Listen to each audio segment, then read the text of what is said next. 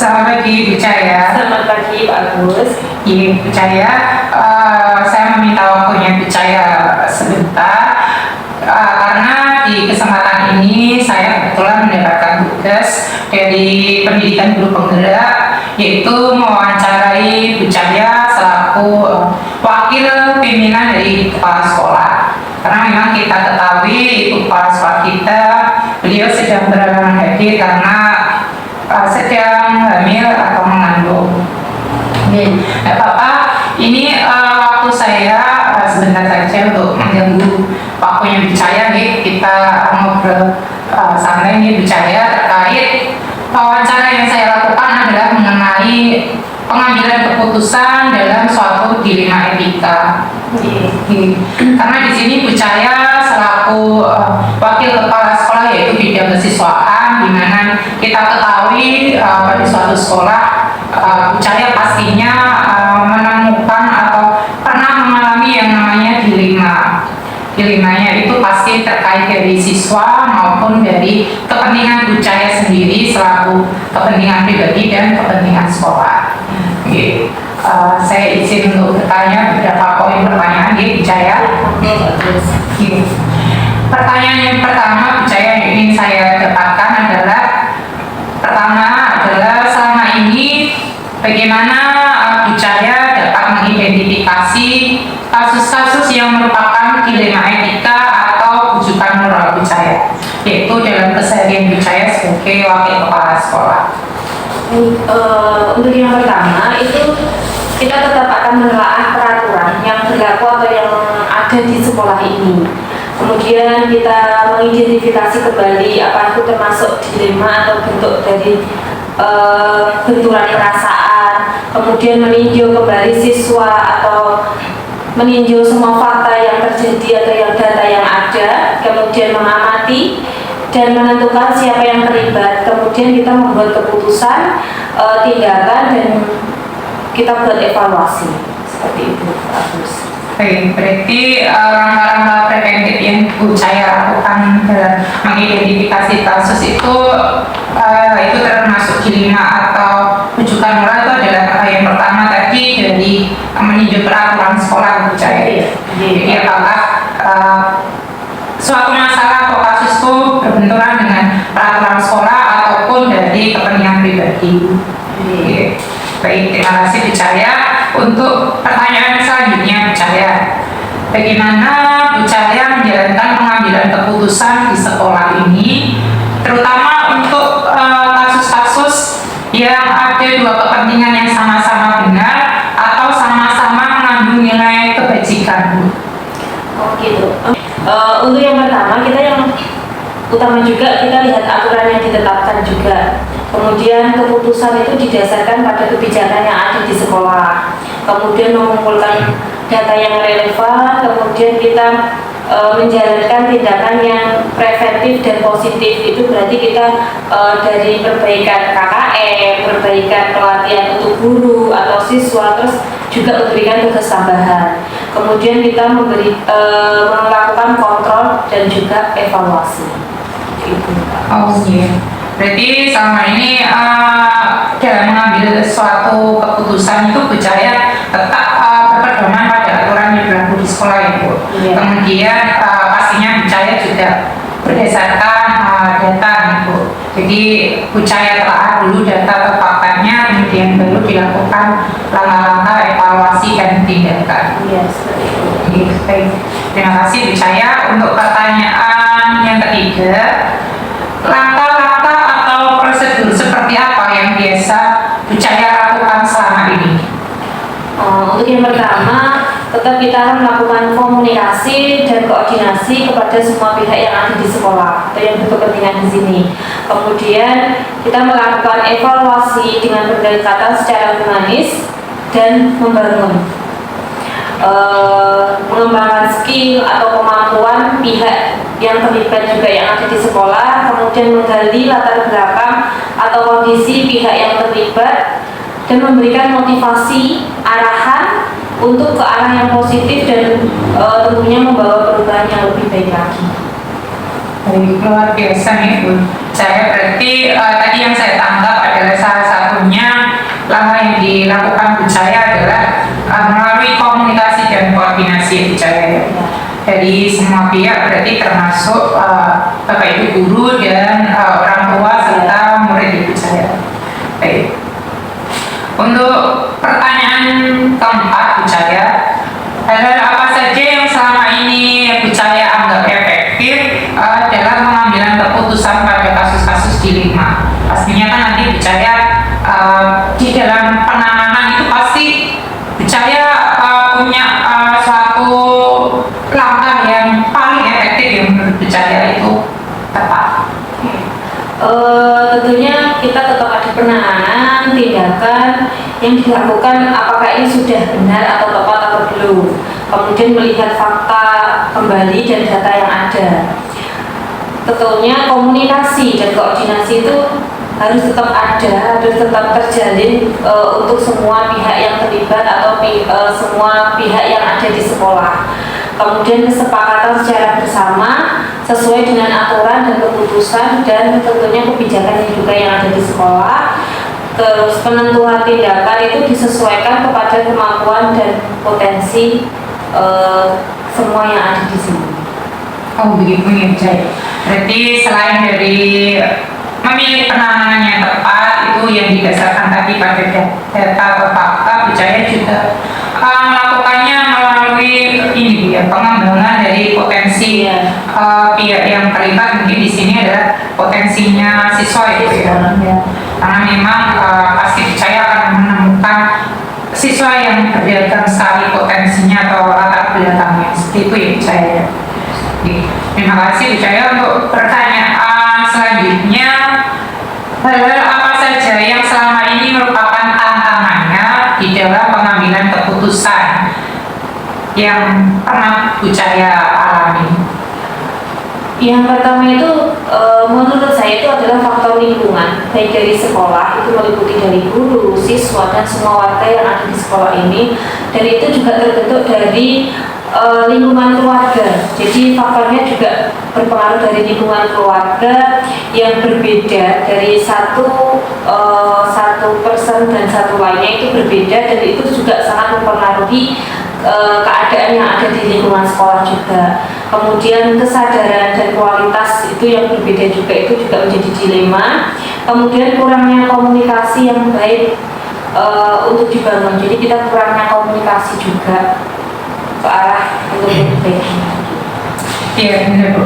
Berarti Bu Cahaya sampai saat ini tantangan yang terbesar atau yang pernah Bu Cahaya alami adalah mengenai faktor lingkungan yang ada di sekolah internal ya Bu Cahaya ya. Berarti itu sudah mencakup semua pihak warga sekolah, karena memang kita ketahui ya Bu Cahaya ya, di sekolah kan banyak ekosistemnya, mulai dari kepala sekolah, dari Bapak Ibu guru, siswa, dan TO atau staf yang lain.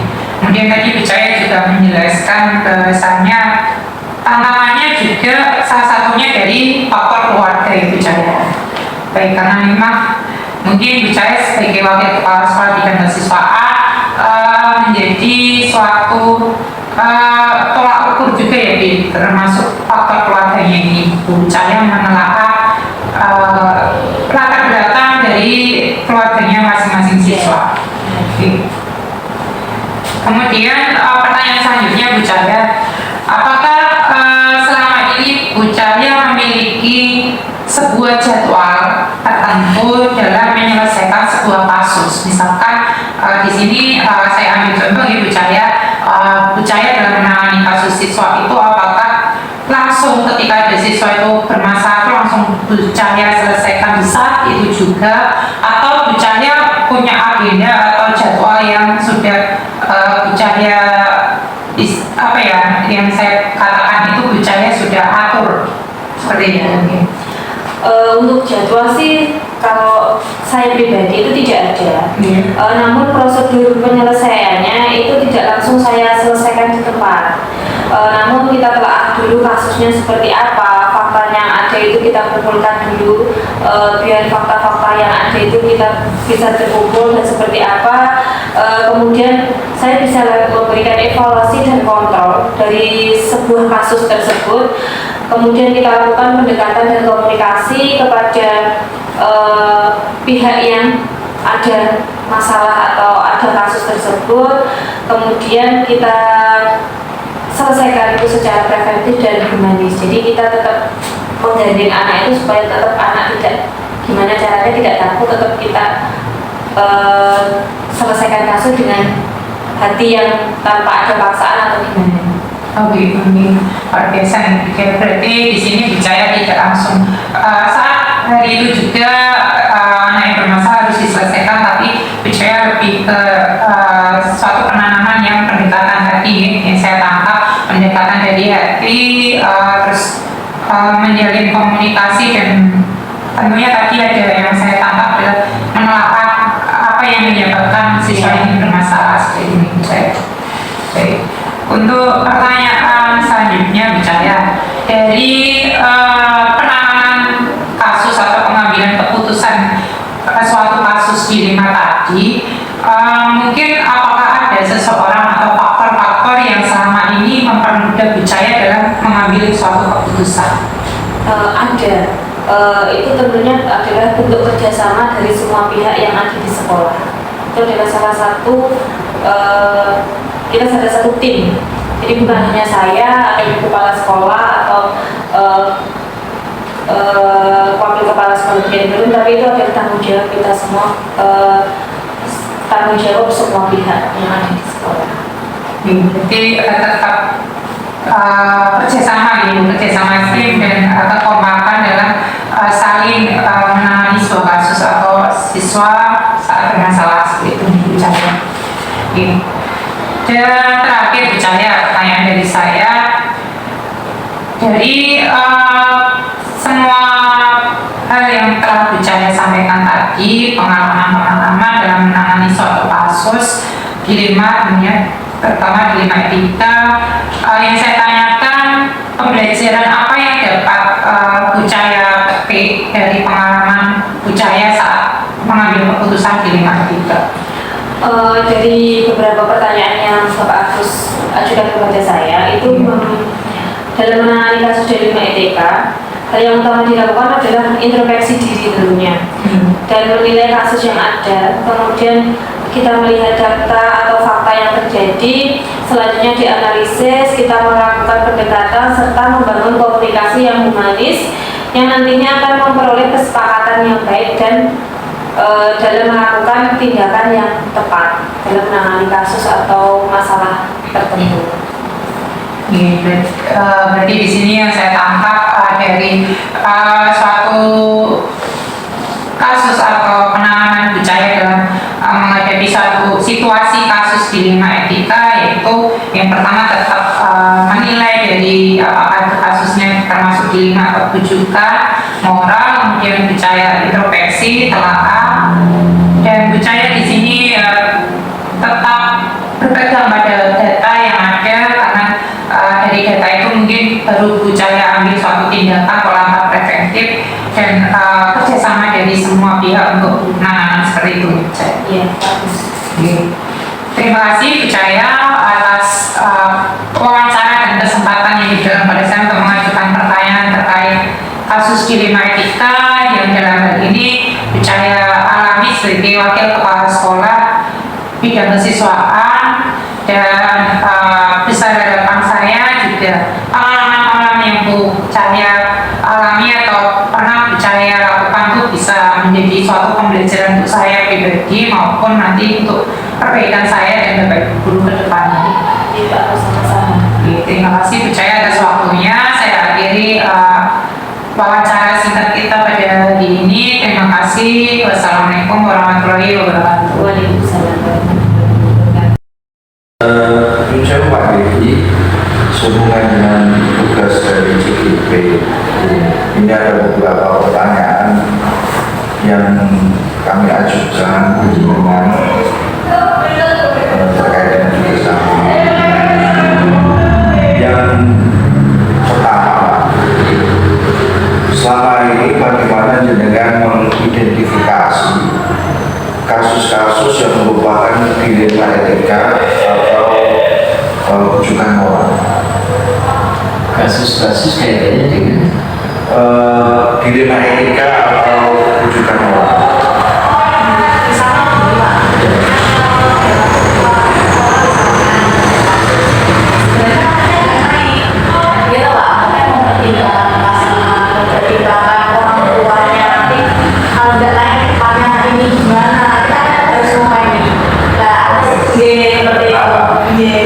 kali itu Pak.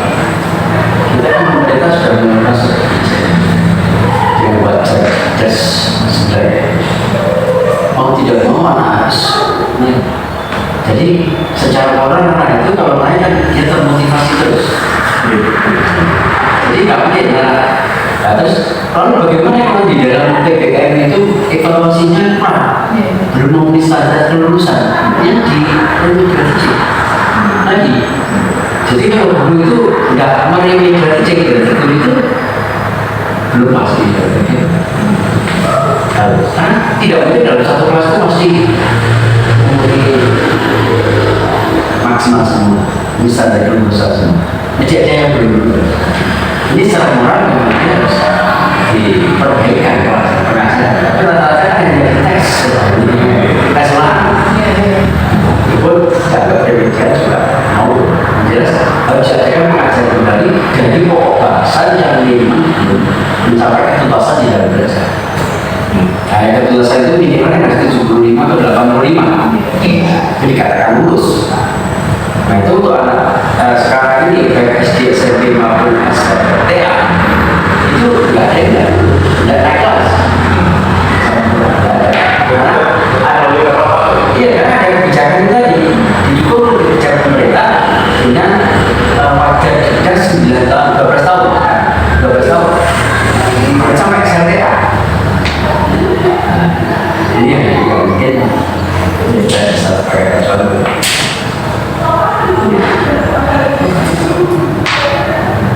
Terus yang kedua, selama ini bagaimana jenengan menjalankan pengambilan keputusan di sekolah jenengan, terutama untuk kasus-kasus di mana ada dua kepentingan yang sama-sama benar atau sama-sama mengandung nilai kebajikan.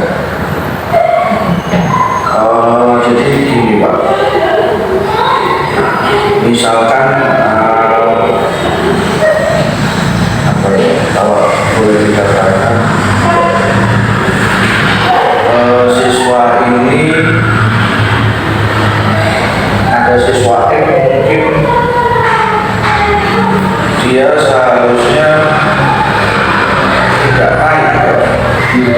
naik, tapi kan kalau kita tidak menaikkan kan jadi masalah bagi sekolah juga mungkin bagi orang tua. Seperti kalau ada kasus seperti itu gimana? Jadi kebijakan kita sebagai pimpinan sebagai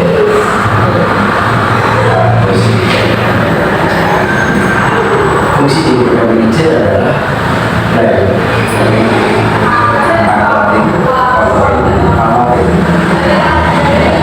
maka itu mau tidak mau kita di dalam planning itu tidak evaluasi lagi. Kenapa? Oh ya, tadi apa kasus sama?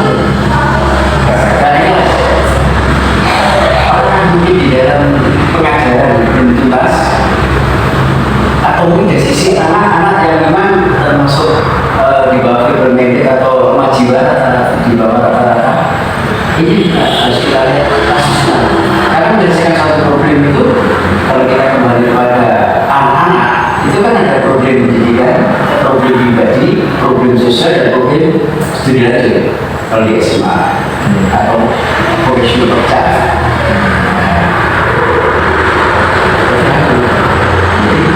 Apa potensi yang ada? Di dalam memberikan satu solusi, lihat potensinya dulu. Iya, problemnya apa? Kalau bicara masalah personal, pribadi, ya gimana pendekatan kita otomatis otomatis keluarga harus kita ngomong bagaimana kita cerita.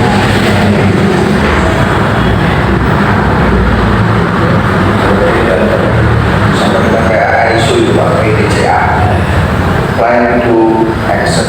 Ya. Oke. Berikutnya Pak, langkah-langkah atau prosedur apa yang biasa jenengan lakukan selama ini? Dalam hal Ya tadi itu Pak, dalam menangani kasus apa lembaga secara umum. ya. Di masalah kita Makanya nanti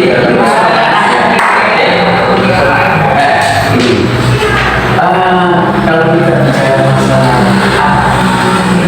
sudah badan itu anak itu kan ada potensi. Ya. Nah, di dalam potensi anak bisa diketahui seberapa jauh intelijensi visionnya. Ini satu. Kedua, bagaimana emotional visionnya. Lalu bagaimana juga ketika speaking visionnya.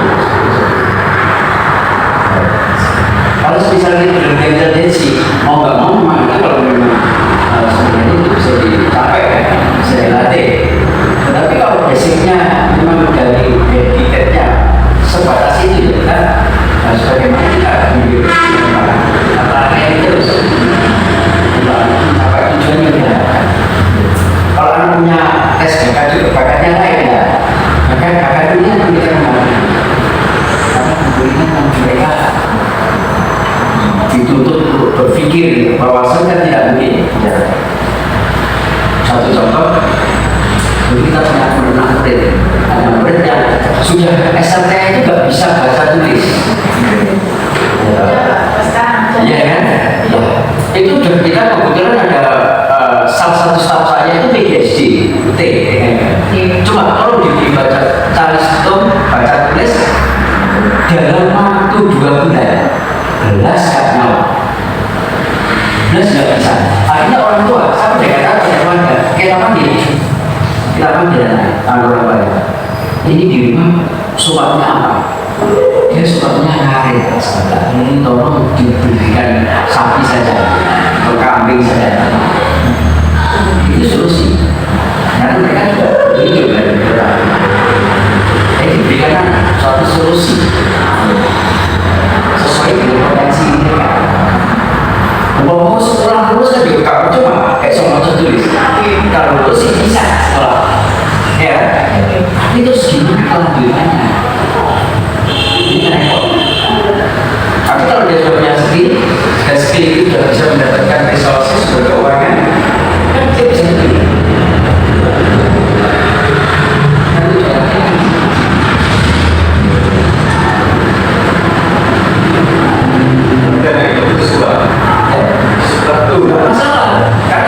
Jalurkan ke skill, iya kan?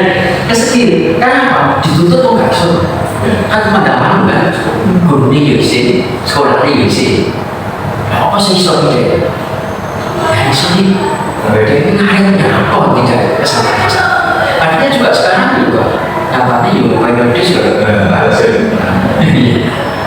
Kan untuk skill itu kan tidak harus tergantung potensinya. Tergantung potensinya.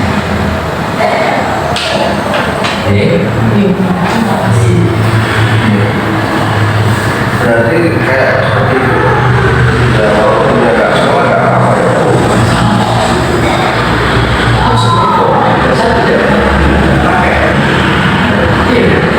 Yang penting skill kan. Kemarin saya di waktu saya jadi ketua tim pendidikan SMA.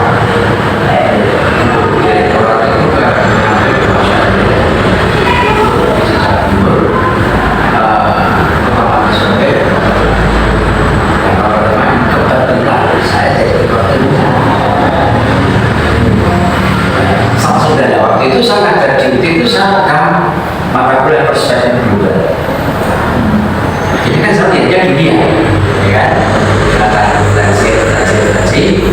Akhirnya saya teruskan ternyata generasi depan dibutuhkan suatu vokasi. Dan satuan pendidikan yang memberikan vokasi itu satuan pendidikan SMK. Ada bertiga kecamatan harus pendidikan SMK dulu. Masuk SMK saya dulu, kawan saya itu nanti di Barejo di kelurahannya ada dalam. Saya 2 kali dulu mau berangkat di Dorejo juga rapatnya kalau begitu Pak pendidikan, makanya dikasih saya dapetin. Saya percaya sama dengan provinsi.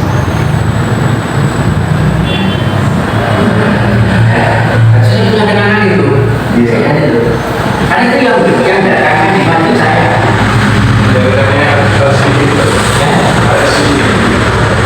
SMK juga, SMK,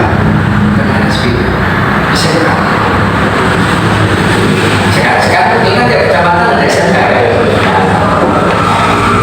Itu konsep saya dulu yang datang satu. Nah sama waktu itu kan tidak sama ada. Tapi tidak bisa kalau saya yang presentasi di provinsi saya. Waktu presentasi di provinsi di depan Kambil itu saya dengan Surabaya.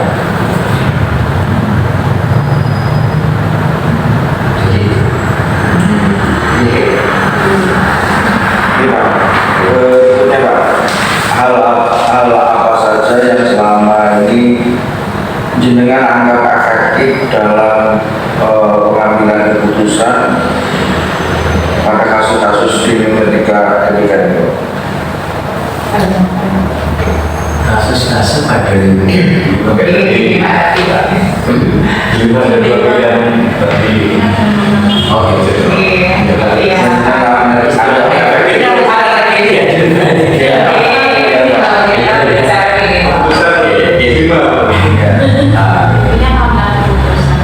Pengambil keputusan kalau ada kasus anak. Kalau kita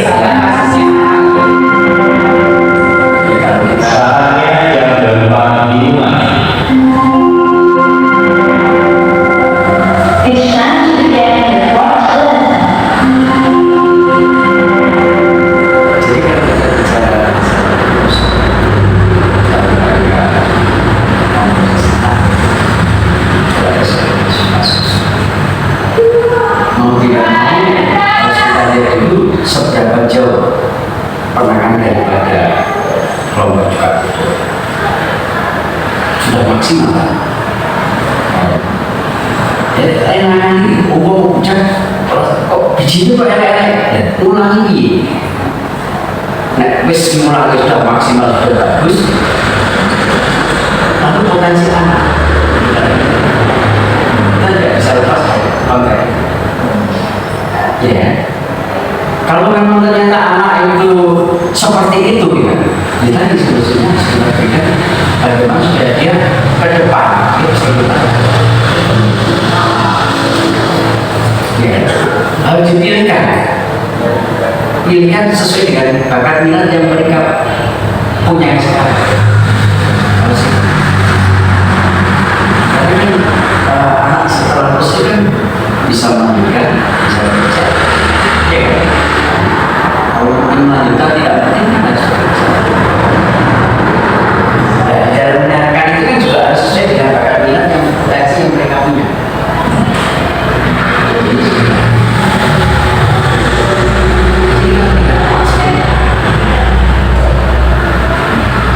Saat dari kedua-duanya sudah maksimal ya, dari juga sudah maksimal ini harus solusinya saat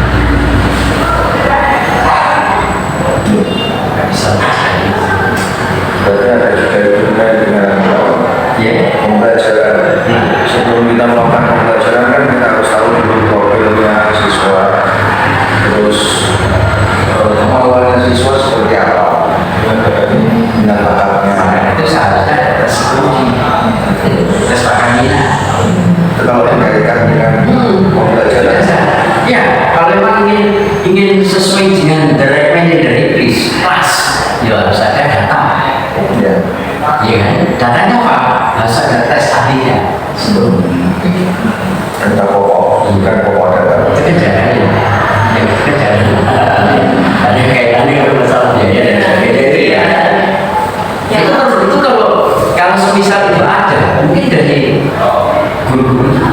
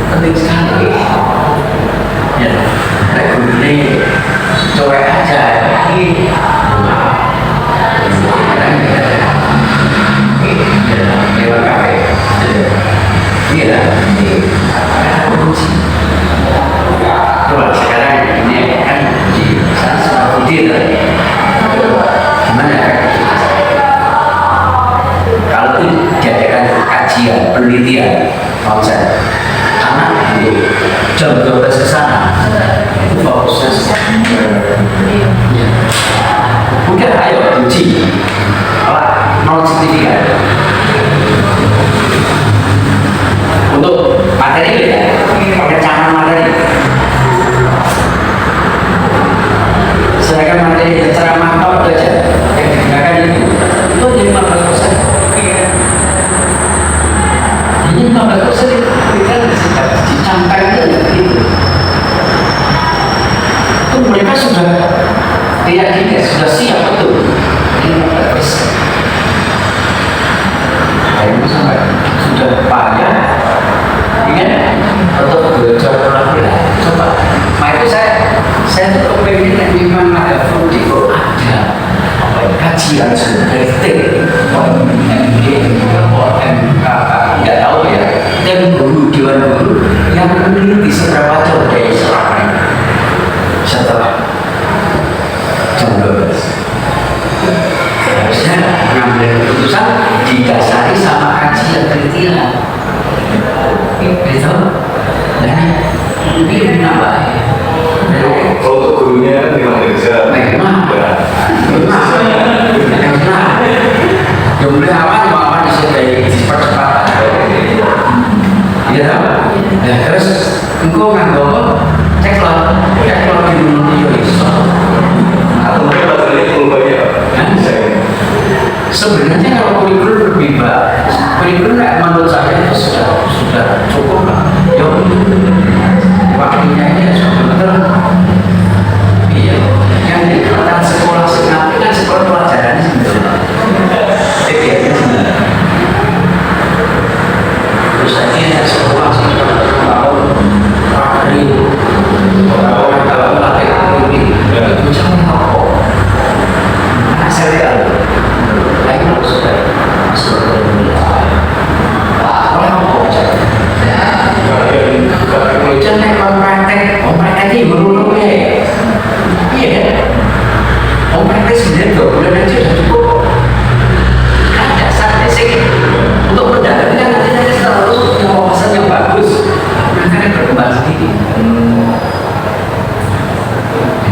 Contohnya BNCK itu juga resmi ya, yang BNCK.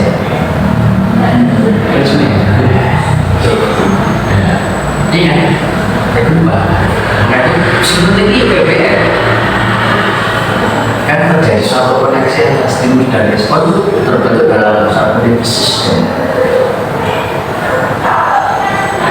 Dan bocah semakin pintar, tambah.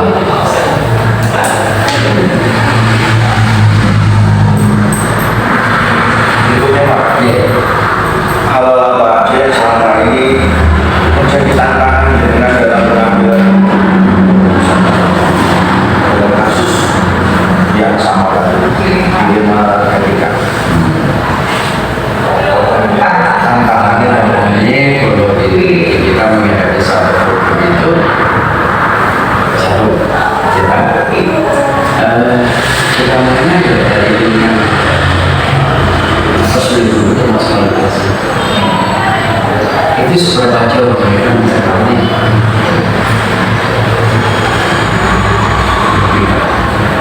serta calon dia bisa berlangsung problem solving.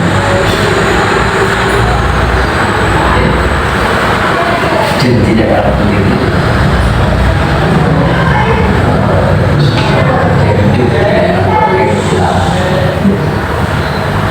Terus dan untuk mengambil suatu keputusan kalau dia ada kesepakatan di antara melalui kelas guru keluarga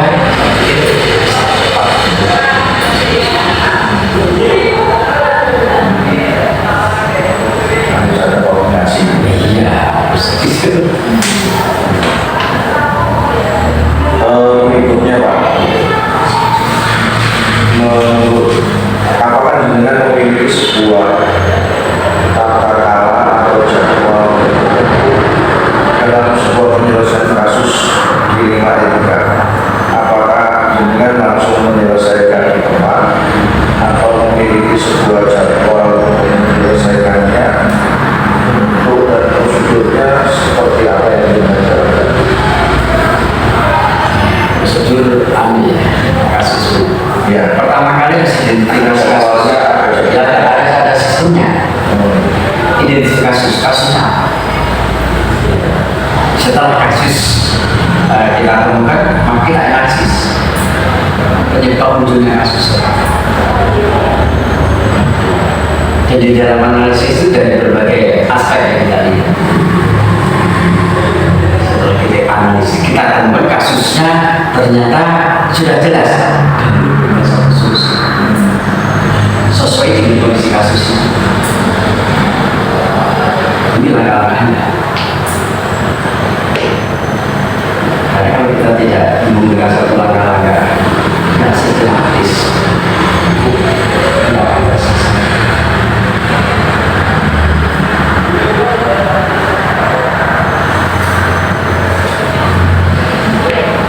Berikutnya Pak, adakah seseorang atau faktor-faktor yang selama ini mempermudah atau membantu jenengan dalam pengambilan keputusan dalam kasus pidana etika? Ada sebuah satu sistem. Dan sistem itu terjadi dari beberapa komponen dan tiap-tiap komponen berfungsi sesuai dengan peran yang masing-masing dalam rangka untuk mencapai satu tujuan. Nah, seperti itu apa kepala sekolah? Semakin kepala sekolah. Terus kalau di kejuruan itu Kapolri, ya, wakil, kelas, guru, bimbingan aja ya. Misal problem begini, sumbernya ya. Semakin guru DKI profesional, semakin terkendali kepribadian sosial. Yang semua kepribadian pendidikan juga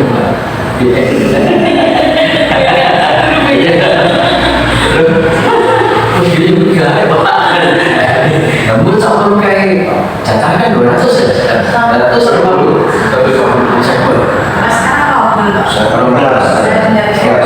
tiga mana tiga Iya. Belum. oh 15 ini 15 saya katakan sama saya kan 30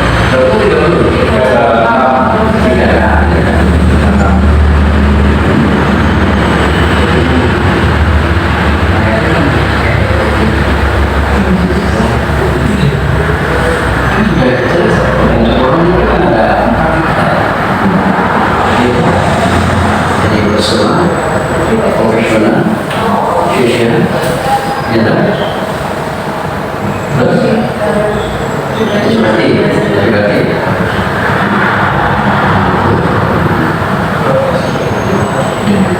masuk kelas 3.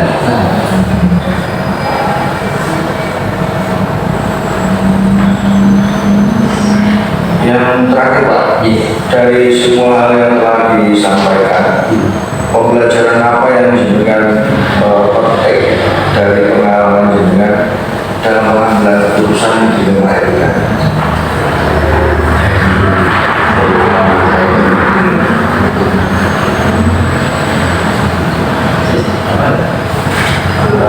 Dari semua yang telah disampaikan, pembelajaran apa yang jenengan petik?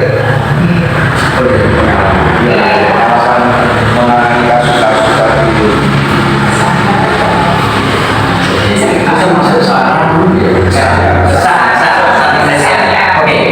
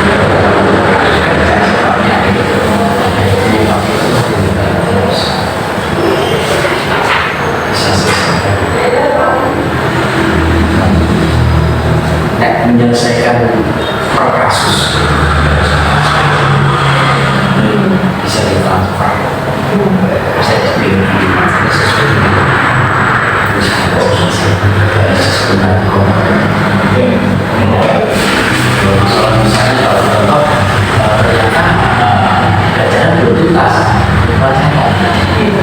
Guru pelajaran apa itu? Terus mata pelajaran apa? Matematika gimana?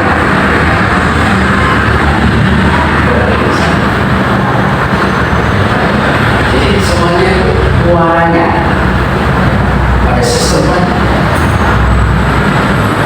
Jadi yang salah sehingga kita selalu apa ya? Kontrol,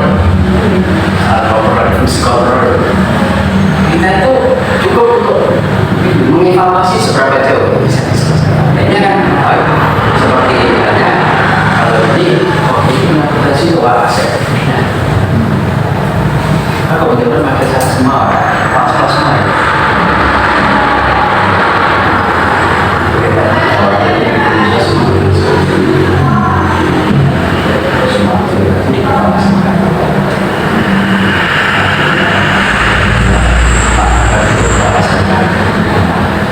Kita bagus. Semua. Tidak saya.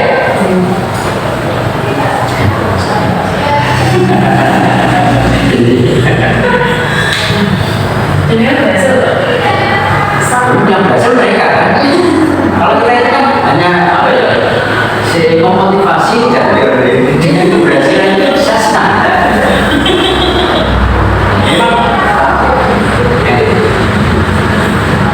Ya sebenarnya saya kalau turun dari itu saya itu kan nggak mau, nggak boleh juga. Saya juga nggak. Kan sebenarnya nggak boleh sama direktur.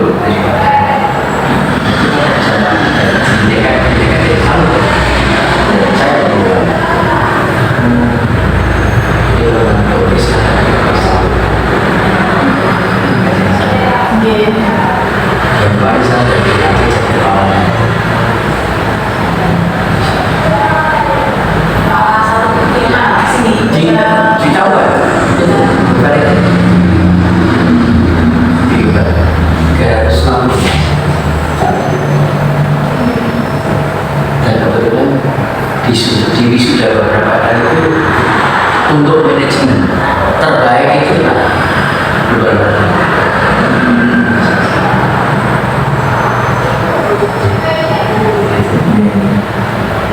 Intinya kesannya dari itu memberdayakan ekosistem sekolah tadi. potensi yang ada di maka ini mestinya gitu. Kalau tidak berarti ada sesuatu yang enggak ya aku bilang ya iya kan syarat untuk jadi kepala sekolah kan Salah satunya. salah satu akhirnya masa aku jadi guru biasa jadi 5 tahun 5 tahun jadi kepala sekolahnya 34 tahun jadi dosennya Ronggo itu 20 tahunan udah cukup ya? Lebih dari cukup. Tapi sekarang sampai di pulau-pulau ya sebenarnya kan saya sudah sebelum saya ingin sehat enak soal BPK apa ya itu BPK apa